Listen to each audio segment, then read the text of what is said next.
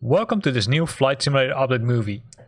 If you're a fan of Flight Simulator and you want to help Asobo and Microsoft make Flight Simulator better, then this is the time for you to step in. Because there's a new beta release, and that's the beta release for Sim Update number 8, which has been announced to be released, I think, early March. It will bump up the version to version 1.23.9.0. There are some issues, as everybody's aware with Flight Simulator, right? It's with almost every software package which is being released. There are always bugs and always there's room for improvement. So what is this update focusing on? Well, let's go to the release notes. First of all, there's a new marketplace interface. So that's being, I would say, optimized. Then there's the new private match game for the Reno races. If you've got the Reno Air races, then you're lucky, then you can use it. Then there's the new optional propeller simulation system. That's the one which was shown a few weeks ago by Asobo during one of their video casts. They have now added it to 3 airplanes, the Cessna 152, the Cessna 208B, Grand Caravan EX, and the Beechcraft King Air 350i from India. And there's a new spotlight event for the Cessna Citation CT4 landing at Reno State Airport. Then continuing with the fixes. First, in the stability section, there are fixes for crashes and there's an ongoing performance optimization work. Right? Maybe you've seen some of my earlier videos where I complained a bit about the performance, especially after the last World update. There are some issues with that, which I'm seeing really at the photogrammetry places, where you can see that it stutters even on the Xbox Series X. And also the crashes, which I also experienced on the Xbox, there's some improvements there. There's the lower GPU consumption when installing packages while the sim is booting, and there's also lower GPU consumption when the main window is minimized. Besides that, there's a fixed frame rate drops on the D3D11, which stands probably for DirectX 11, when the player has multiple external windows. So that's good. When looking at the navigation piece, there's a fix for the VOR DME, and DME are now differentiated on the world map.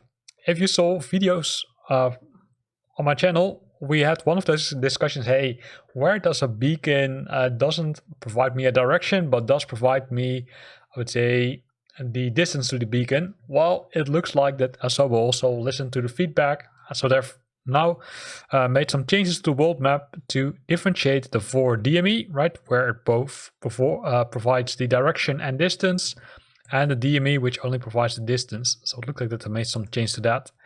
And the second thing is the TACAN channels are not now shown on the world map. Nice thing. TACAN, right, those are being used for military aircrafts. The weather, it continues to improve. So they improved the multimeter visibility ingestion. They fixed issues with the live weather, right? It could take up to 5 minutes to download. I'm not sure what they fixed in this case. Maybe they shortened the download. And there's a newly created preset on the world map, now probably load in-game when clicking ready to fly. Fix some issues with the gusts, actually decrease wind intensity, improve thickness of clouds on the overcast, and they fix the QNH altimeter in live weather.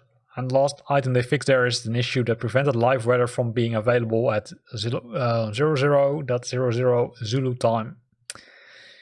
If you're one of those lucky people who have VR, then there are also a lot of fixes, right? So I'm not going to go to all of them, but one of them is, for example, the multiple throttles are controlled simultaneously with VR controllers. Towards easier to reach with the VR controllers. VR controls are not detected, so it looks like a lot to do with the controls which are fixing, and also camera positions which are being updated by several aircrafts. Then audio. I would say a new section on the PC. Main device output and communication device output can now be managed from the options menu. If you used, I would say, a headset or something, in Windows you can set one for, I would say, all the audio, or one only for specific communication, right? Which means, for example, using it in Teams or Skype, whatever you use. That has now also been added to Flight Simulator. And there's an accessibility option where you can convert from stereo to mono option on the Xbox.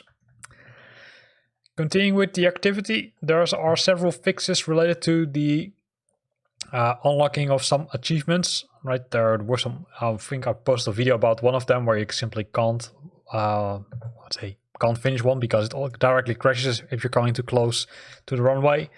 And there's some weather and flight plan save data are now part of the cloud save, right? So they now have the ability, we now have the ability to save both the weather and the flight plan in the cloud. Always save user data when closing the game on PC. Okay, that's nice. And they fix the improper failure in the takeoff tutorial. And they fix the aircraft yolting on the runway on the first solo navigation tutorial. So also the activities, are some fixes there, which is good. Then going probably to the longest list I've seen ever. This is the list of all the aircrafts and all the, I would say, individual fixes for aircrafts. I can go to it, but probably then we will have a video which is really long because you can see that the list of items is huge, right? It involves, I'd say, both instrumental fixes, some cabin windows icing is improved, the rain effect on the 787. Too much to go to individually. These are so many fixes. I would say this is really good. And the nice thing is that if you see this, let's say, kind of icon behind it, it's based on feedback which the community provided. So good stuff. Continuing with the world section, they fixed the windmills, the red lights intensity, the sunlight glowing above the horizon at midnight, and the hangar flickering in some occasions, and the trees wind animation. So some nice scenery, I would say, improvements which they put into this update. In the UI, there are various minor UI fixes, and there's the better handling of non-Unicode game tags in Reno and Free Flight. So that's the name of your game tag. Peripherals, there is a new Tobii setting menu that has been added. Not sure what you can do with it, but we will figure out once we install it. And there's a fix where you were unable to save the sensitivity for the access of the Thrustmaster Hot-Ass 1 on the Xbox. Also, fixes included to fix the second head switch name for the Velocity 1 jokes. Yeah, the Velocity 1, that's, I'd say probably one of the coolest joysticks there is at this moment, which can be used both on the Xbox and on the PC. And there's some fixes for that. And the other one is a fix for the Honeycomb Alpha joke default profile. Last section is the SDK section, and here you can see again tons of fixes. So maybe I would say some people were waiting for this, especially the developers. Oh, good news, there's a lot of fixes here. Reno Air Races, that's the last one. They also fixed the pilot afterlags can be seen outside the aircraft. They fixed the crowd sounds not playing. They fixed the missing crew leader location, and various art fixes on the aircraft models. So you can see a lot of fixes in this update.